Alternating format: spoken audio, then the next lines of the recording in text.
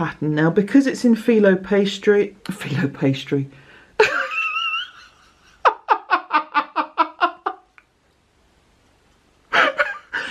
lunchtime anyone? Because it's in filet crochet,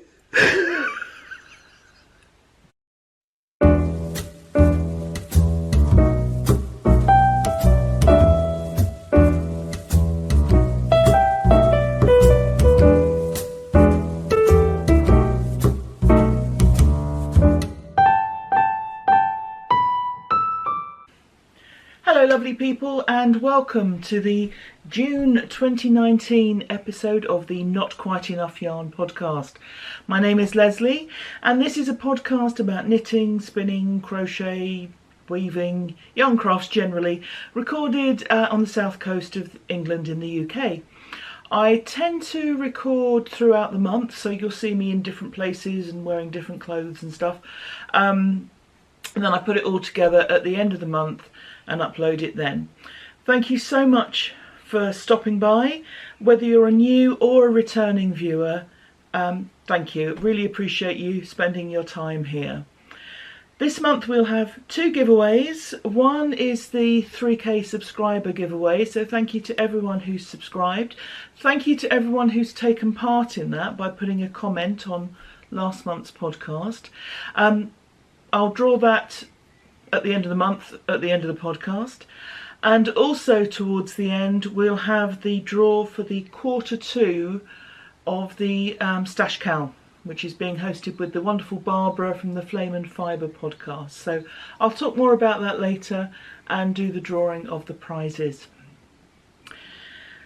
If you're new and you're wondering why it's called the Not Quite Enough Yarn podcast, it's because I rarely have enough for a single project of a single colour to make an item.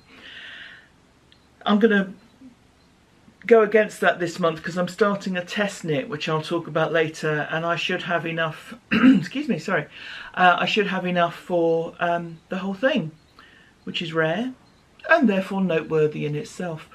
So, last month I put up some footage of drumming. I belong to a local drumming group and it was very, very well received, so I'm going to put some more up. Now, people have said to me in the past, why don't you get your husband to record it?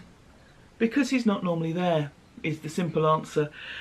He's either doing other things, or if I'm out for a long time he's at home looking after our dog.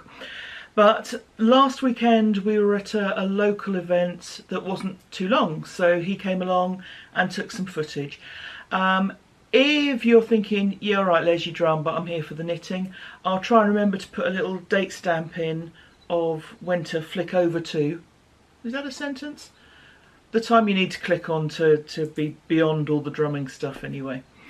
If you are watching the drumming, do keep a lookout for a couple of podcasters, because two other podcasters are members of the group, or two other members of the group have podcasts. That's Kellyanne, who is one of our group leaders, and she has Yarn Tales by the Sea, and Claire is the host of the Ferret and Gibbon podcast. So keep an eye out for both of them. I will try and highlight them if I can do clever IT things, but don't hold your breath. The thing with being in the same group is you end up spending a lot of time talking about podcasts when you're with them. So spending a lot of time with Kellyanne chatting, and she was saying about how she feels she's improved since her first one, and simple things like using the microphone from her laptop rather than a camera has improved the sound quality and that sort of thing. So she's really coming on leaps and bounds with hers. I will put links for hers and for Claire's podcast down below. Claire has just finished a boxy sweater, so I'm hoping she'll be putting a podcast up soon talking about that. Yes, so here is the footage of our drumming in a place called Battle last weekend.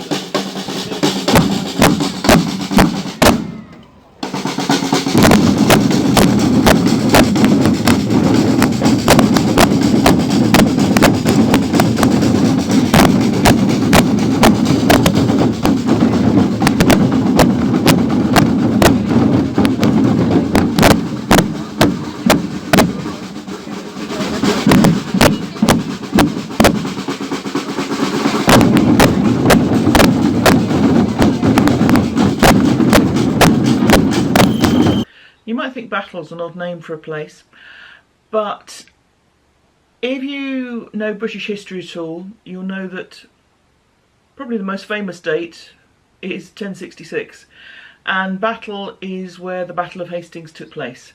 There is a lot of debate about where specifically, which field, which car park, which whatever, but that's where it is. Having said that, none of that's medieval, and this was a medieval fair, so I guess the 11th century isn't that great for selling, you know, cakes and things, so hey-ho. I'm too sexy for my socks, too sexy for my socks, so sexy I rock. Oh, sorry, you just caught me doing my daily positive affirmations there. No, of course I don't do that. Maybe I should. Anyway, I have a finished object to show, and it is the pair of Rose City Rollers socks. Now this is the Rose City Rollers pattern by Mara Catherine Briner. It's a free pattern on Ravelry, and I started doing it as part of the Stranded Roller Derby on Amy Florence's podcast. So that was what gave me the incentive to start, but I'm really pleased with them. Now, one comment on last month's podcast said it'd be interesting to know what it's like, how they hold up in shoes. I'm afraid I may not be the person to tell you this, because these are for relaxing at home. Let me explain why. Sorry, you're going to get more details on my day than you need now. I can sometimes have 4 changes of clothes in a day, because I'll get up, put dog walking clothes on, then I might have a ceremony to conduct, so I'll have my smart ceremony clothes on. Then I come home and walk the dog, so back in the dog walking clothes, and then I might have a visit to a family in the evening. For those who don't know, I conduct funerals, so I have to go and visit the family and find out what they want. So again, that will be another change of clothes. Now, wearing 4 lots of clothes in a day, or 1 lot twice, so 3 lots of clothes, if I'm only wearing them for a couple of hours, obviously I'm not going to wash them all the time, because that's bad for the planet and bad for the clothes and far too much ironing. So when I come home, excuse me, after a visit, if I want to save the clothes for another visit, because I've only been in them for a couple of hours, I'll put on cash stuff, and that's what these are for. That was a very long-winded way of saying it, wasn't it? Sorry. So these have basically been made for keeping my feet warm when I haven't got anything else on my feet. There's not an image you need. So sorry. Hope no one's eating while they watch this. So that's what I've made these for. So these are going to be for kind of padding around at home in the evening. However, these have been made many times. So if you go and have a look in the notes to see the lots of other people who've made them, they'll give you a sense of how well they hold up in shoes. The straight answer to that question was, I'm sorry, I don't know. Sorry that was so long-winded. So these are they. The yarn that I used is some old Regia from the stash. Now I've tried to look up what fadic means. You've got 4 fadic there, crazy colour. I am assuming it's ply, and it is a 4-ply yarn, as well as a 4-ply weight yarn if you're in the UK. So that's the yarn. I used 70 grams for the 2 socks, which is about 300 metres. I think most folks get a pair of these out of a 50-gram ball. I have larger than average feet, so that's why I've taken more. So with the larger than average feet, I increased, I think it's normally a 64 stitch for the large. I did 80 stitches, and then for length it was 80 rows from picking up to starting the toe.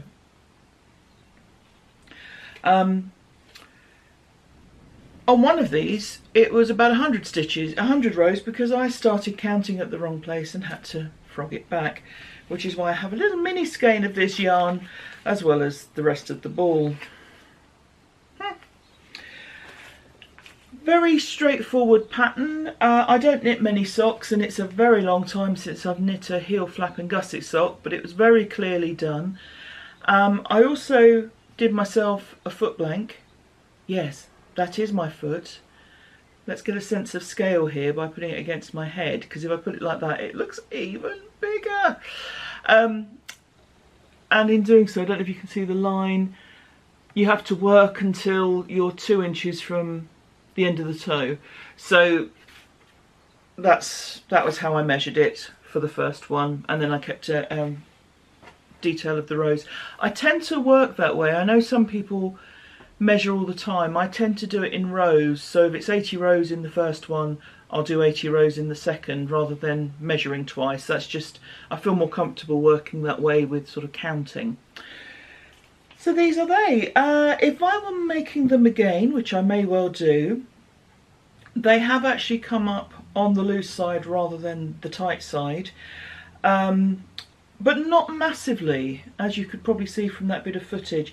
So if I were making them again, I would go either taking down a needle size. These I made with a 2.25mm needle, which I think is a US size 1.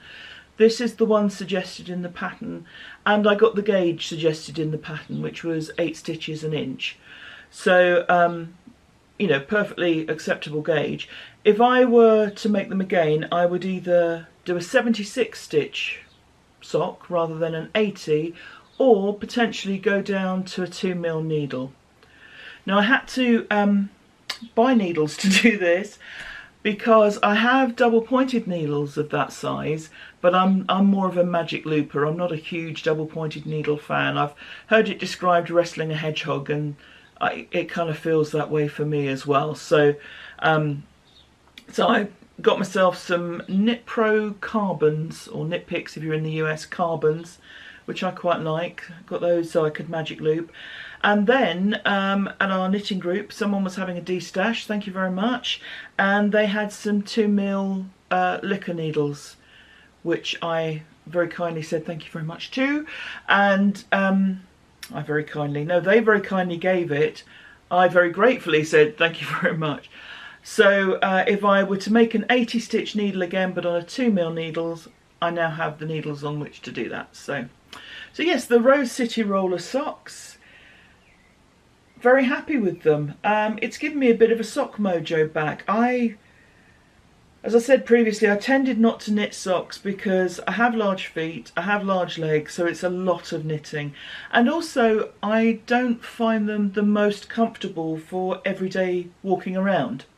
Because I initially had plans to make red and black socks for drumming, but actually I'm going to make leg warmers for those, for that, because I don't think I'd find the socks comfortable. If we've got an hour-long march, I don't think the knitted socks would be comfortable enough. I personally don't find them so. But I can see another pair of these, or another pair of shorty socks in my future, because I enjoyed making them, and come the winter, when I'm forever changing in and out of clothes, these would be very useful. There we go.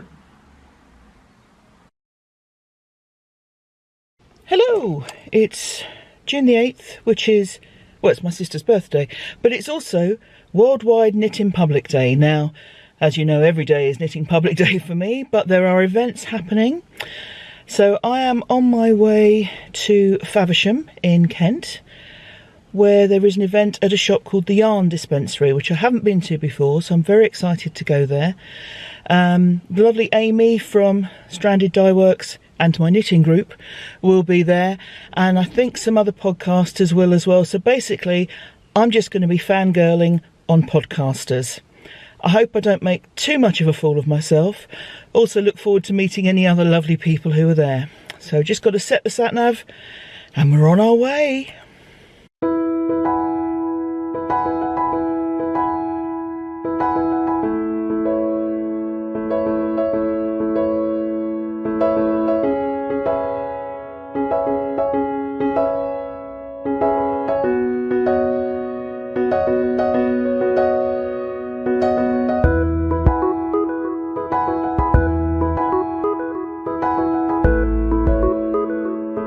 Right folks, back home again. That was a lovely trip. I'll put here footage of the shop, which is a really nice yarn shop, so if you find yourself in that part of Kent, the yarn dispensary is well worth a visit and just really lovely. They'd laid on tea and cake and very welcoming, very friendly and fabulous selection of yarns. So a lovely day, and I'll show you my purchases, which are books, another time. Cheers.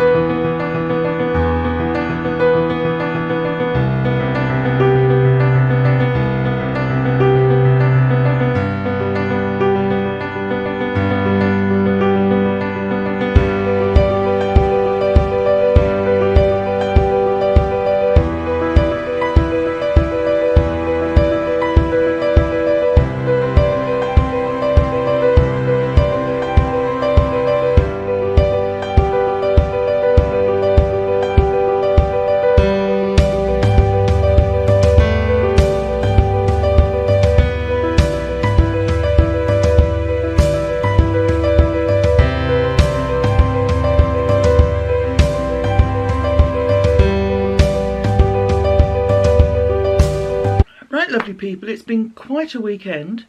This is now Sunday, or Knitting Public Day +1 if you prefer. And just to recap on really great day yesterday at the yarn dispensary in Faversham in Kent. Now this is managed by a lady I had never met before, but she made a huge impression on me. Her name is Gemma and she is the manager of the shop. She is also the dyer behind the project bag, and I'll put the link to her Etsy shop. She's got some beautiful hand-dyed yarns. She also makes project bags. There are stitch markers and progress keepers on her website, her Etsy shop. So some really lovely stuff there. Just really passionate about what she's doing and a very nice person. So Gemma, lovely to meet you. Thank you for making everyone in the shop so welcome. Really great. The weather was not on our side. It was absolutely pouring hard. But spirits weren't dampened at all. So it was good fun. Got to meet Ellie from Skegndeer, or Ellie of Skegndeer.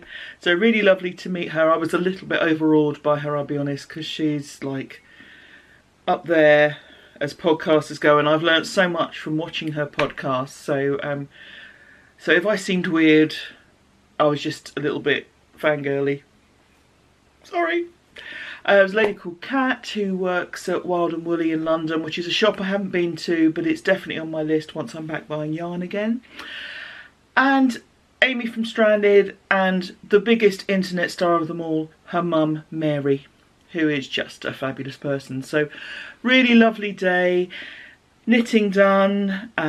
You've seen the footage of the yarn shop, and just really nice. I came away sort of mid-afternoon because my sister was staying overnight, because it is Race for Life Day in Hastings. And for those outside the UK who don't know, the Race for Life is a sponsored walk or run, clearly walk. You can either do 5k, which is about 3 miles, or 10k. Traditionally had always been a women only event, but this year for the first time they've opened it up to men. So there were quite a few men taking part as well, and quite a few family groups taking part, which was nice. Lots of people pushing buggies and carrying small children. So so it's just a really nice atmosphere. So it's a walk around our local park. Lots and lots, hundreds and hundreds of people taking part. And like I say, we walk it, so no great sort of physical feat. I mean, I was sweating a bit, but that doesn't take a lot of effort. But between my sisters, my niece and me, I think we've raised over £400. So big thank you to everyone who's sponsored us. That's very much appreciated. I will just put this little picture in. If you follow me on Instagram, you'll have seen this. But my middle sister was like taking selfies and really got it all sorted. And this is one of the three of us thinking, is this working? You see what I mean. So that was before the walk. I was a bit glowy afterwards. Then after the walk, we went and had lunch with the family. My dad always comes along to support. We really do it in honour of my mum, who died in 2006 from cancer. So Dad came along to support. He bought us all lunch, which was very nice. And yeah, just great fun. So that was all good. It's a bit of a weekend, so it's now Sunday evening and I'm kind of catching up with myself a bit. And I will show you the 2 books that I bought at the yarn dispensary yesterday.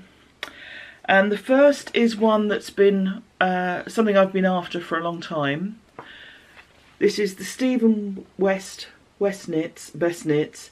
This is number 1, which is the Shawl book. I already have the sweater book. I got that towards the end of last year. But this has got a lot of patterns that you see knitted by everyone else. It's got Exploration Station, it's got Vertices Unite, it's got Dotted Rays. There are lots of fabulous shawl patterns in here, and as this is my year of the shawl, I am slowing down a bit on the shawls because of other things I'm doing, but yeah, lots of fab patterns. So lots of great stuff in here, styled in the way that only Stephen West can. So there will be some of these shawls, the Doodler is another one, there'll be some of these shawls coming up in future podcasts. Don't know how long they'll take me. Some of them are pretty substantial, and I do like a big shawl, but obviously they take longer to make. But looking forward to getting cracking on 1 or 2 of these. There is another shawl I want to make as my next shawl project, which is the Roulotte shawl.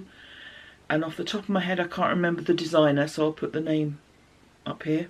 I've started putting all my notes up here rather than down here because I realised that it's possible, this was thanks to Claire from Ferry and Given, I realised it's possible to get YouTube to put subtitles on. So if there are folks who can't hear well or have trouble understanding my accent, either is feasible, the subtitles, the closed captions will appear down here if you switch that on YouTube. So I didn't want that to be unclear because of the notes I'd put on, so my notes will all be up here now. Yes, the Roulotte shawl, that's what I was talking about. Oh God, you can tell it's Sunday evening, can't you? So I'll put the maker name up here. That's going to be my next shawl, and then we'll be on to some Stephen Wests, I think. The other book I bought was as much to do with the spinning that I've started doing as anything else. And this is Yarnitecture by Gillian Moreno, or Moreno. I'd like to think it was Merino, but I think it's Moreno. And I've only had a brief glance through, sort of looking to see that it was the sort of thing I was looking for, but it looks to be an absolute treasure of information. It says quite clearly it's not a learn how to spin book, but what it does do is talk about different fibres, talk about the makeup of different yarns, different ways of plying. I just think even if I were to never spin another fibre as a knitter and a crocheter, this would be an incredibly useful book. So I'm looking forward to working my way through this, because people use a lot of terminology that is a bit lost on me, and I look forward to finding out what they're talking about. And it does have a few patterns in it as well, including this rather nice cardigan by Bristol Ivy. Not all of the garments are my size, so not all of them would be applicable, but there are some nice things in here. And yeah, it just looks like a really useful book. So that's my purchase, or these are my purchases, the ones for me. I did also buy a prize for the next Q2 giveaway of the stash cowl, and I'll show you that and talk about that particular maker later in the podcast, because at the Knitting Public Day they had a pop-up shop from a Kent-based dyer called Folkestone Harbour Yarn. Lovely yarns and fascinating, some of the stuff she's doing, so stay tuned and I'll tell you all about it. Hello lovely people. Well, it's June and I'm having no trouble demonstrating a shawl that I finished along with the cardigan because it's cold. The cardigan is an old one, you've seen it before, but the shawl is a new one. and it's pouring hard with rain. Has been for hours. Miserable. Grey, damp. Luckily I have a bright shawl to show you. This is the Harpers Ferry shawl by Tamy Gore. Sorry, I'm a bit of a mess underneath it. I should have kept it on. There we go, try and tidy myself up a bit. Oh, that's a lost journey, isn't it? Right, okay. So, the enormous and wonderful Harpers Ferry shawl.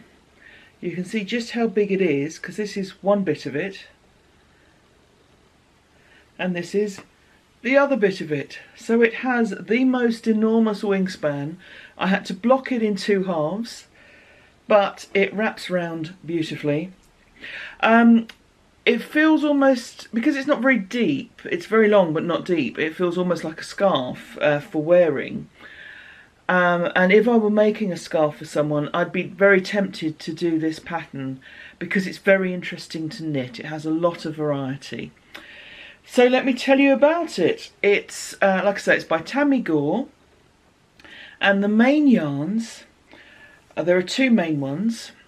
This is what's left of the main colour. Now this is walk. I knew I wouldn't say that properly, it just feels odd. Walk, as in walk and don't walk on the crossing, or walk this way. No. Walk collection. Why is it such a weird word? Luxe fingering. I will put the details in the notes below so that it makes some sense, because clearly my spoken words don't.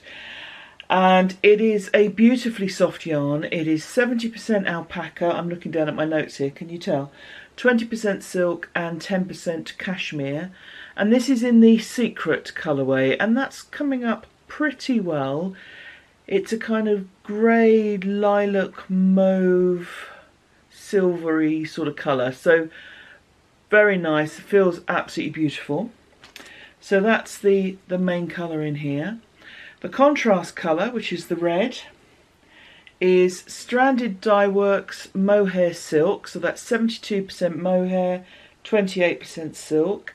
And this is in the House Red colourway. So you can see that knitted up. Ba-bum.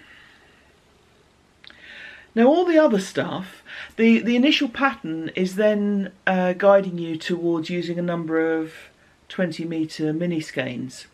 I didn't have those, but what I have is a bell jar in which I keep, a lot of reflection on this, in which I keep, yeah, let's just make it darker, Les, that'd be great, my scraps of fingering and sport weight yarns. So I just rummage through here to find stuff that I thought would go well with the colours. So we've got a bit of everything. We started off with that pale blue. I made a scarf for a friend last year. That was a Lamington Lass yarn. Now a lot of these are mini mochi. I made some gloves a few years ago with mini mochi.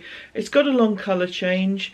So whereas in this you would have 2 bands of colour within each section, I just carried on because we had the colour change working anyway.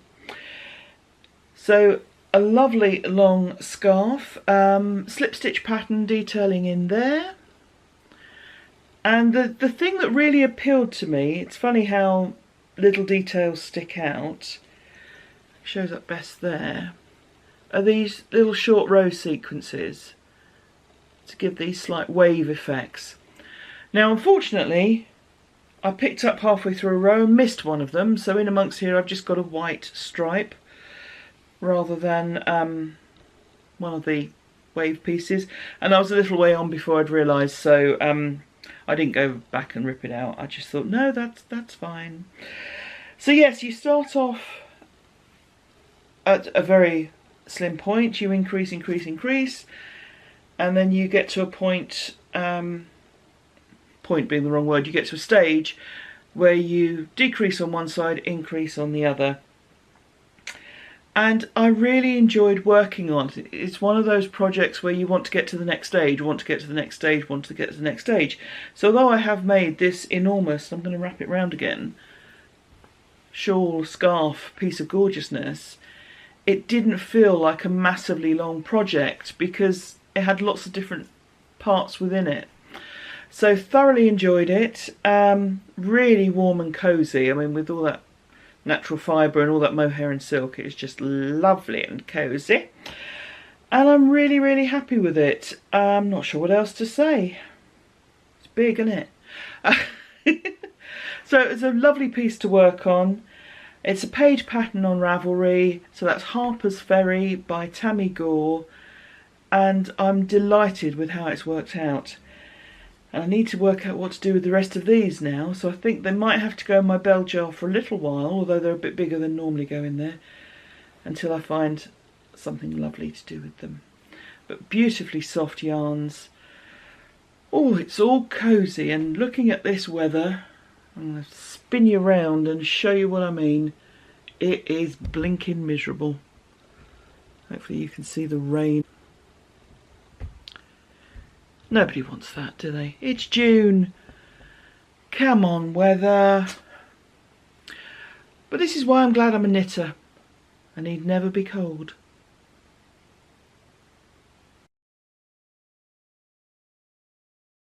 Hello, lovely people.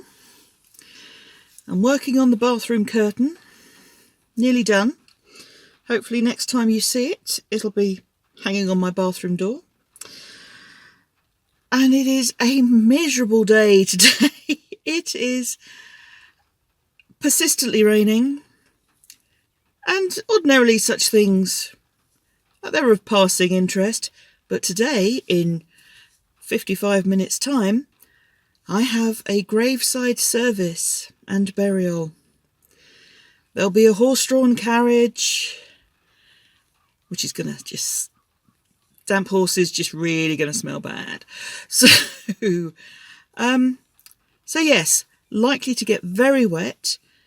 Everyone keeps asking me what my shoes are like. Well, whatever they're like now, they're going to be a lot worse at 2:30, I can tell you that. Oh, goodness me. It goes with the territory, it's just part of the job. But to be fair, unusually, I mean, I can go for years without a graveside ceremony. And in the last month, this is the third, the final of the current batch, but the third. And the other two have been in dry weather. And this is the one place where, I'm not sure if you can see me, but behind me there's a chapel. And we can use that. So we can spend most of our time undercover if we wish to. And if the rain doesn't stop, we probably will wish to. So of the three places for it to be raining, this is the best one. But, oh, blimey, it's miserable. I'm going to feel very chilly and sorry for myself when I get back in the car. So, the joys of being a celebrant. And they are mostly joys. Perverse as that sounds, they are. But not when it's blinking well raining. Never mind. Never mind. I have the advantage of then going home, changing into dry clothes, and being in the warm for the rest of the day, which is a lot better than a huge proportion of the world. So I will be grateful for what I have, rather than fed up for being wet. I hope I'm that sensible about it, but you never can tell. It may even get sunny in the next half an hour. It may. Oh, goodness me. Yes, I've nearly finished this curtain, which I will be glad to have finished. Having sort of got a second spurt on it with finding the other yarn to work, to use for it. I'd quite like to get it done now. So hopefully get this done very soon. And I mentioned a bit about size inclusivity in the last podcast, and there's a lot of discussion on it at the moment. There are some people who will only buy from designers who also do larger sizes. Of course, the question is, what do you consider size inclusive, what do you not? And I fully understand that I am at the top end of the size scales, even for the outsize scales, and that's, you know, that's something I understand. I'm not in denial about that. But as an interesting exercise, I went through my favourites on Ravelry, just on the garments, and took out all the ones that wouldn't fit me. Now, there are times when, say, I've wanted a V-neck sweater, so I might have put 2 or 3 in just so I could kind of bookmark them so that I could come back to it when I was in a position to make the item I had in mind.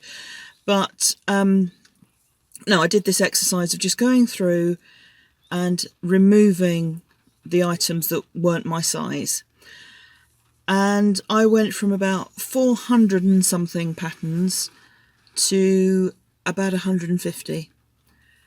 And I was surprised at how big a drop that was. Although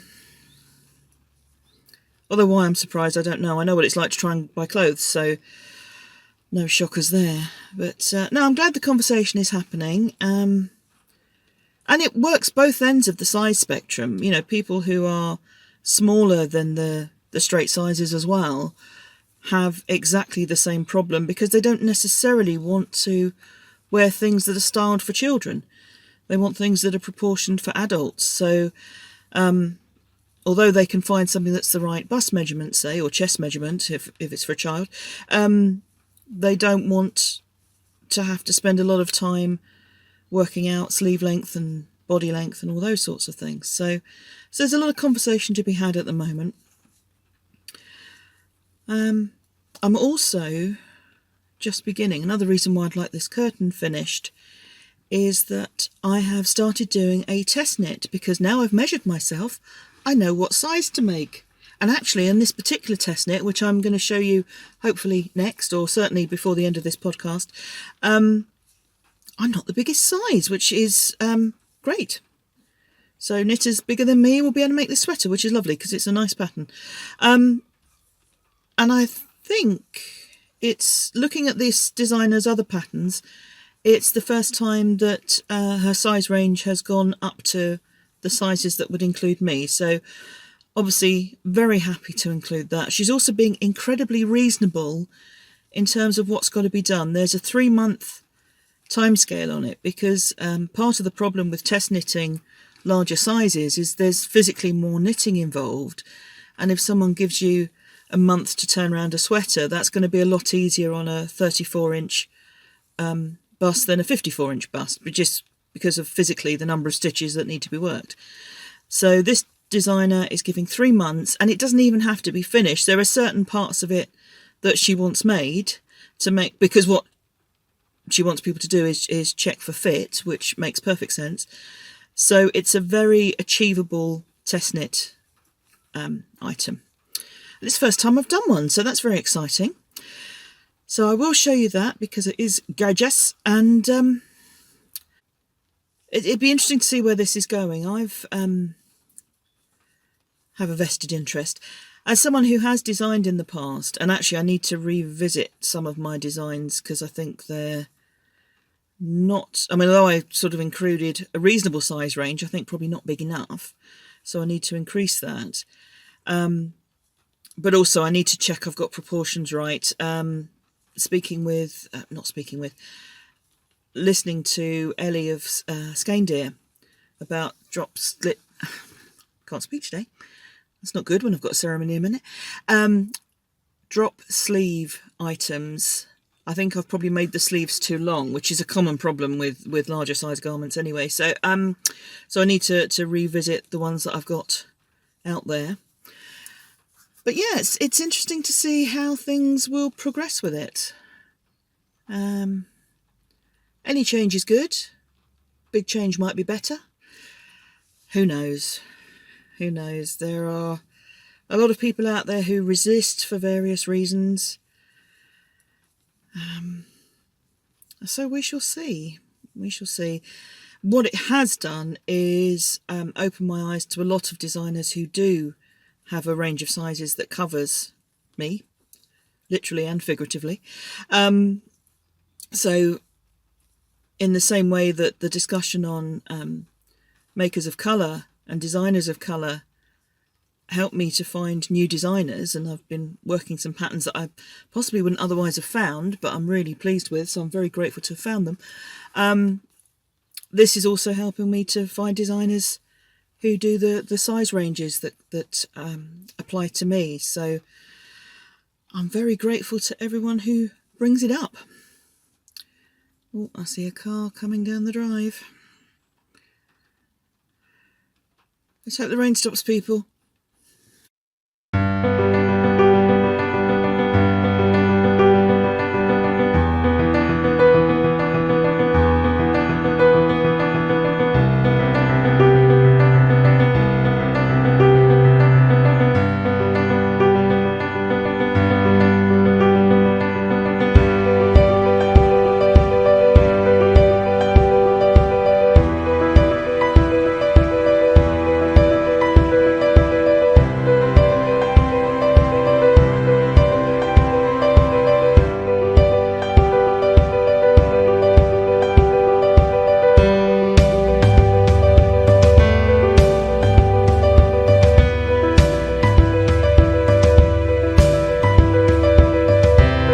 More shots of the dog, but at this time it's to show you the banister rail, which doesn't have a lot to do with knitting, it has to be said, but there is a reason for it.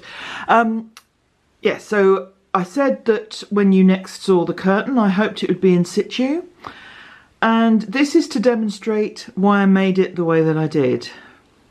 Oh, Heidi obviously is getting camera shy. What's the matter, Poppet? Okay.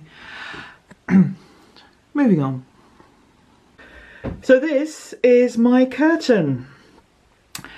And now you've seen the banister, you know why I've put those tulips in. My hope was to reflect that pattern now because it's in filet crochet. The difficulty was getting any kind of width to this stem and getting the shape at the bottom. Filet, it's quite a broad brush for detail, so I had decided to make the thinner stem but to concentrate on the shape at the top, which is basically an upside down heart. There we go. The bit in between these panels, they're just fairly simple shells, and I just staggered the tulips going upwards to echo the banister rail. So that's pretty much it. It was not worked on for a long time because I lost yarn and then realised it had been used, so I went over to something else. But actually it's not at all obvious where the change happened. Now at the bottom half it possibly looks a little bit neater. Here it looks a little bit, the stitches look a little bit looser. The yarn that I used here, they're both 100% cotton, they're both thread weight. But this has like a slub pattern in it, so that's made it slightly different, and I think that's what's made it very slightly different texturally. But if anyone's really going to pick me up on that, they're not my friend. So I'm very happy with how it's turned out. Let me just show you how it's attached. So I was working in trebles all the way along. That's trebles UK terminology, double crochet US terminology. And for the top row, I just worked a row of double treble in UK terminology, chain alternating along, and then I just have slipped the hanging rail in and out of those stitches. And that's hanging together pretty well. Just to let you see around the edge, it was a little bit narrow, so I just put a row of, or 2 rows of trebles around the edge. Let me just see if that will focus. There we go. And yeah, that's done. So it's been over 2 years in the making, I think, or about 2 years in the making. But I finally have my curtain on the downstairs doodah. Prior to this, I'd just put a sort of 12 fabric up with a bit of embroidery to hold it together. So this was always the idea, and I'm really glad that I've now done it. So, finished object. Yay! Right, this is my 5th time of trying to record this because I really don't want to offend anyone. that may be a hope too far. There will be some craft stuff in a minute, some knitting, some crochet, a wonderful picture I've been given, which I can't wait to show you. But important stuff to be discussed, and since I recorded the last section, there's been the Ravelry announcement over the weekend where they have said they do not wish to have the promotion of Donald Trump on any of their fora. I don't make this a particularly political podcast, not because I'm not interested in politics or aware of how it affects every single aspect of our lives, but just that's not what folks are here for. You're here for craft, so that's what I tend to stick to. But I feel it's important to kind of set out one stall and say how you feel. This is a very important issue, I think. So if anyone's remotely interested, I do support the decision made by the owners and managers of Ravelry to decide what is and is not acceptable on their fora, in their space. It's not a freedom of speech issue because it's not a government thing. No one is legislating on this. It is the old, you know, if you don't like it, don't let the door smack you on the backside on the way out. In the same way that if someone were to come onto this bit of space in the YouTube comments and put something that was racist, homophobic, hateful in any way, I would block them and I would say, no, you're all right, thanks, don't need you. So anyway, that's where I stand. Like I say, I'm not making this a big political thing. If you follow me on Instagram, you'll know how I feel because I've put stuff on there. But I just feel it's important not to be silent. And clearly so does Heidi, as she's just started barking. Obviously a bird landed in the garden that she didn't want in her garden. A metaphor for many things there. We don't have a wall, we have a fence. I'm going to be in trouble for that one. Back to the craft. Now this was something I finished last month, just at the very end of last month, so it was after I'd posted the last podcast, and it's the blanket that I've been working on in the car. So this is a cat blanket for a local rescue centre. As I've said before, when they send a cat to a new home, they send with it the blanket that it's been sitting on at the rescue centre, so it has familiar scents. Corner to corner crochet, very straightforward. I started off with grey. I kind of kept colours together up to a point and then moved on to blues and kept all those together. She doesn't like me talking about cats, she gets jealous. So that's that. There's another one for the cat blanket pile. Now I have received, I'm so lucky, I really am so very lucky, and I know it and I am very grateful for it. But I received from a lovely lady called Ravelry a very nice card. She sent some yarn, which I will show you in a later episode because she's offered it as a podcast prize. And it is some lovely yarn, which I will show you when I come to that bit of the giveaway. So it may well be the September sort of Q3 Slash Cal prize. I also still have another strand, another skein of stranded yarn, very kindly donated by Amy and chosen by her mum. So there's that to give away as well. But between now and the end of the year, we've got this quarter's giveaway to do, which I'll do before the end of this podcast. We've got Q3, Q4. Oh, excuse me. I'll do one based on the whole year, and also, and this one's specific to me, because it's kind of my shtick, as it were.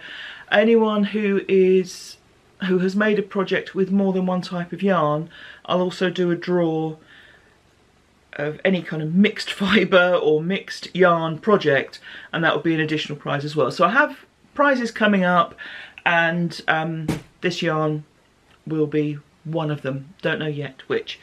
But Raylene very kindly also sent me this beautiful bag that she'd made, and handcrafted by Raylene in there.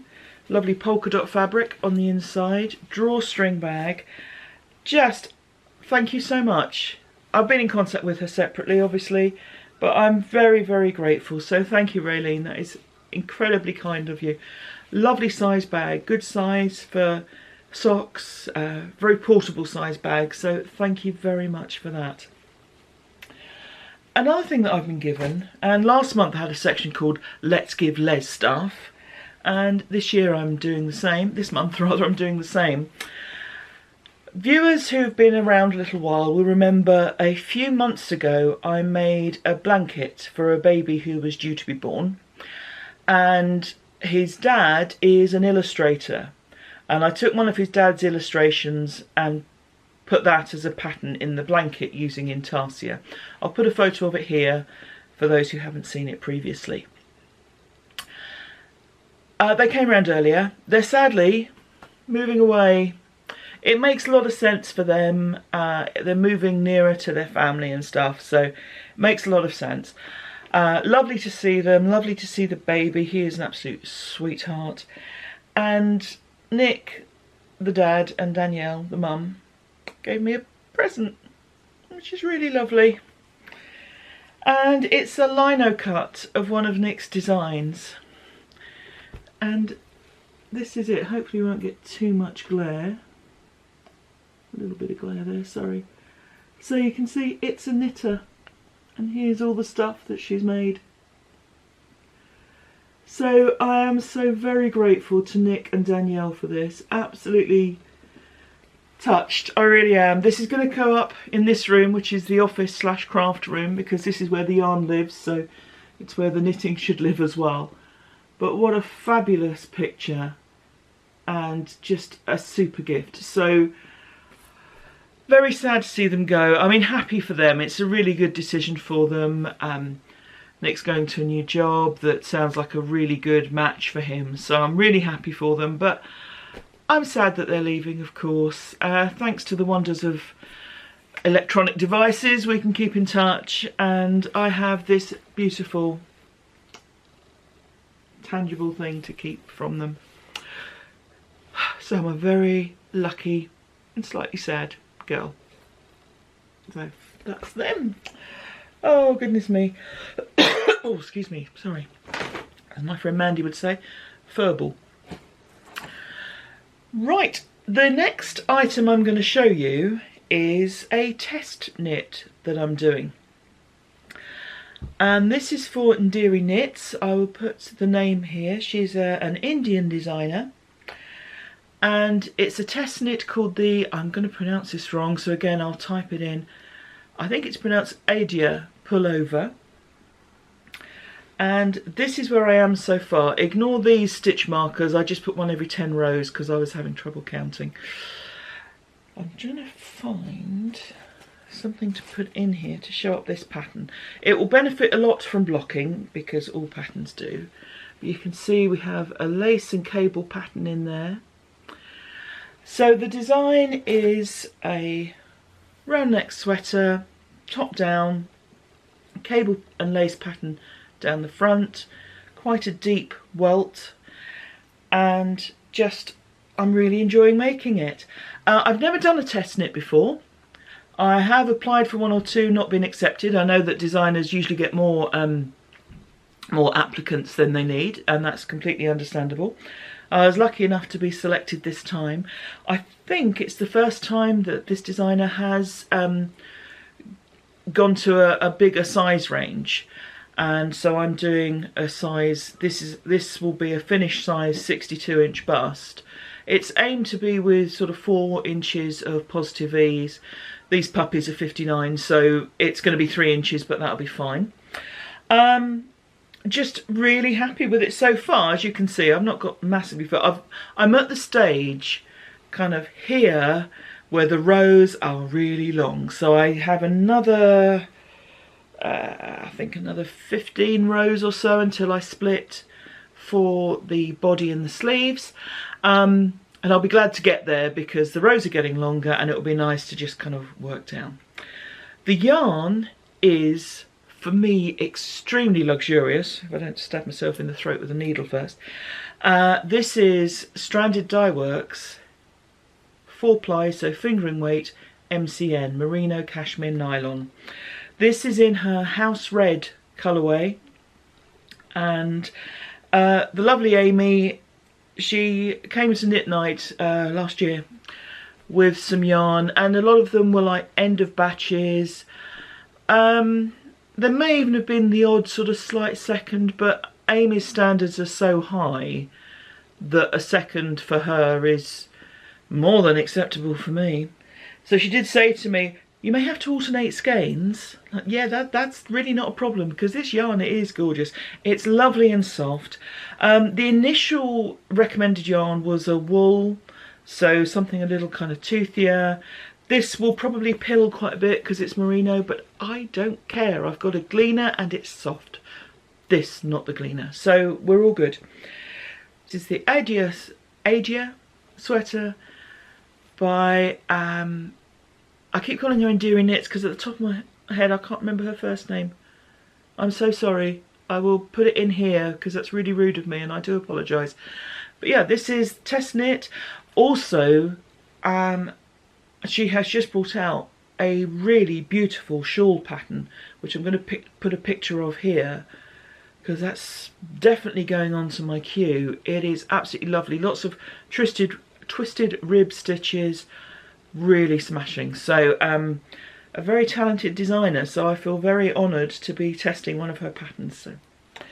So I'll let you know the progress on that. I'm working on it fairly exclusively at the moment, so it's possible that next month's podcast won't have a lot of different projects because it will have, hopefully, a lot of this one. But we'll see how we go on that.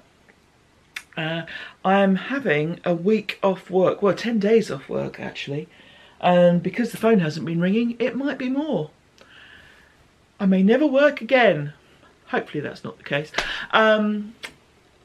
I have been very busy with work, and there have been some fairly intense ones, some fairly young people, big crowds, lots of stuff going on, and it's possible to get a bit of compassion fatigue in my line of work. And when that happens, I just need to take a bit of a break, a bit of time off, and not think about funerals for a while. So that's what I'm doing next week. I am having basically a make-cation. I've got one or two things lined up. I will share them with you with next month's podcast, but I'm not going to say them now for two reasons. Firstly, I don't want to put pressure on myself, and secondly, if I don't do them, you'll never know. You won't know that I failed miserably. So yeah, that's the plan. So that should hopefully give me a fair bit of knitting time. I do have a gift I'm making which I want to get done as well, so I need to crack on with that.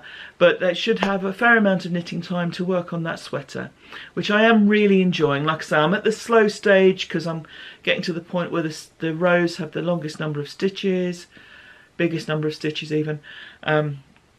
And that gets to be a bit of a slog, but it's no reflection on the pattern. It's just the number of stitches I need to get this shape here.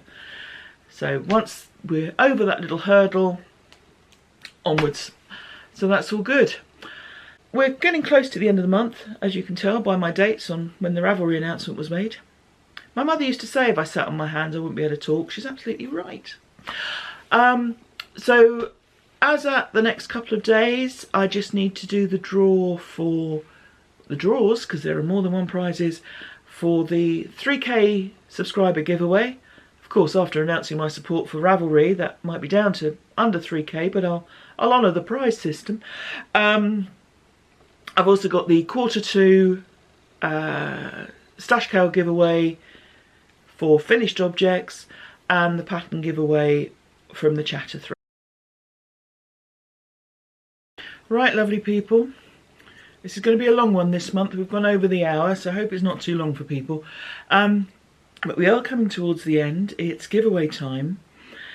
Before I go into the giveaways and the prizes, as the lovely Amy from the Stranded podcast has gone over to the States, I'm going to take it on myself to give you the south coast of the UK weather. Earlier in the month, rain, rain, rain, rain, rain. Now, sun and hot, hot, hot, hot, hot. So, Amy, you're not missing much, mate, because you wouldn't be able to wear any sweaters. It would be too warm. On to giveaways. Now the first one is the 3,000 subscriber giveaway. I realise I've been pushing this for a couple of months because of my inability to understand how technology works. But it's now been drawn, so the prize is these 3 balls of natural Shetland yarn from Isle Inspired Yarns. I think that's right, but I'll put the name on the screen, in the down bar, all those places. And this wonderful bag with New Zealand birds on, made by Sue, a podcast viewer. So thank you again for that, Sue. Absolutely lovely. So this gorgeous prize will be going to, now I think her name is pronounced Virginie Tyrrell. I'll put it on screen. I have also messaged you as a reply to your comment. So hopefully you'll pick this up, or will have picked this up by the time you see this. Words, English, not always my strong point. So thank you to everyone who took part. Thank you to everyone who commented. I'm always grateful for the comments that I see on the underneath the video. So thank you to everyone who's commented. Much appreciated. We also have the giveaway now for the stash make-along. So first of all, from the chatter thread, and this was done by random number generator based on the post numbers, and I haven't written down the number, but I'll put it up on screen. And the user is Maya or Marja 1966, and I'm really pleased to see this one because this lady was just saying thank you to another participant who had complimented her on an item that she'd made. So that's exactly what the chatter thread is all about. So that's Marja, or I think it's Marja because she got on her name in brackets Margefrid. She's from the Faroe Islands, I think. So if I'm pronouncing it wrong, then I'm so sorry. As you know, I only speak English and rubbish, and the ignorance is mine. So so thank you for taking part. And if you could contact me on Ravelme, so if you can message me on Ravelry, and the prize is a pattern of your choice up to a price of $10 US. So if you could let me know what you would like, we can get that organised. So thank you for that. The prize for the finished object is made up of things that I bought on Knitting Public Day at the Yarn Dispensary. And I mentioned that there was a pop-up shop from Folkestone Harbour Yarn, and I bought this very pretty skein that is bleaching out a little. Let's try and do something useful with the colour. Yeah, that's a bit better. If I take my head out of it.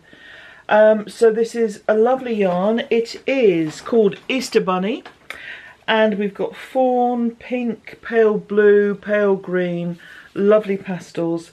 It's hand-dyed yarn. It's 4-ply sock weight, 90% wool, 10% polyamide, 100 grams, 420 meters. So it would make great socks. It would make a lovely shawl. Well, you know, you're the knitters, you decide what to do with it. So yeah, so that's by Folkestone Harbour Yarn. We also have a pin from Folkestone Harbour Yarn. Try and get my head out of it so it focuses. Let's try the bag trick again. No, I can't see if that's focusing or not, so let's hope so. Oh, excuse me. And Susie, who runs it, also gave me a pin, so thank you very much, Susie. And we have a couple of little notions. Now, Susie has a cat called Sherman, and here will be a picture of Herman. Here will be a picture of Herman. And she also has these wonderful needle gauges and Herman stitch markers too. Yeah, let's hopefully that will focus. So these are also part of the prize. And her work I find very interesting. She does the sort of acid dyes that a lot of people do. She's also got some yarns that are naturally dyed, and what makes her even more unusual is that she has a garden where she grows the plants for her natural dyes. So she's trying to keep it all very local, very sort of self-contained. So interesting stuff. I will put the link to her Etsy shop. But yeah, we've got this lovely yarn here, which is the prize. And the winner is post number 655, and that is Happy Hound 11. And I swear this was done by random number generator. The fact that you have a really cute puppy as your avatar is just a bonus as far as I'm concerned. And that was for making a crests shawl. I'll put a picture up here, and that was made from some Cuddle Bums yarn from 2017. So many congratulations. Again, please contact me, message me via Ravelry, let me have your postal address, and I can get these items to you. So thank you to everyone who's taking part in the make along. I hope you're enjoying it. I mean, it's great that there are prizes and you're in the draw and yippee, but I hope mainly that you're enjoying the process of looking at what you've got in your stash, comparing it to with, told you English isn't my strength, the patterns perhaps in your queue or in your favourites, and matching them together and making them work. And there are some absolutely stunning patterns, stunning projects in the thread. People have done fades, people have done blocks, people have done little trims in different colours just to kind of make it all work, and I just find that wonderful to see. Thank you also to everyone who's put patterns up. My queue and my favourites list grow every week as I look at the patterns and the projects that you've made. So thank you so much to everyone. Don't forget that you can also post in Barbara of Flame and Fibres group as well. You can double dip. So join her group. Her podcast is great. She's got 2 dogs and one of them's a Newfoundland poodle puppy. Oh my goodness, it's so sweet. Yeah, so join Barbara's group, watch her podcast, she's good fun, and you can enter everything you put on the Not Quite Enough Yarn threads, you can put into her threads as well. So you're doubling up your chances everywhere around. So thank you very much. We are now at the end of June. We're halfway through the year. My goodness. Although I can now stop saying Q2, because it sounds like I'm saying like 4:45 or 5:45 and telling you the time. No, it's Q2 giveaways. They're done. Next one will be Q3 at the end of September. Again, thank you so much for watching. There are lots and lots of podcasters out there, and if you choose to spend your hour and a bit with me, I am very, very grateful. Just a huge thanks to everyone. I hope you have a good month. I'm really looking forward to my time off work and hopefully getting lots of things made. I have a particular project which I will be recording and I'm rather excited about. I have a new piece of equipment. It's not a wheel. I haven't done any spinning this month actually. I have a new piece of equipment which I will show you next month. Rather exciting. Well, for me, I mean, it might not be for you. And just have a great summer if you're in the Northern Hemisphere, winter if you're in the Southern Hemisphere. Hope that the weather is kind to you, whatever it's doing, and that you're getting the time to craft, that you're keeping well, and that you're enjoying what you do. So thank you again. Take good care of yourselves. See you at the end of July. Thank you. Bye-bye.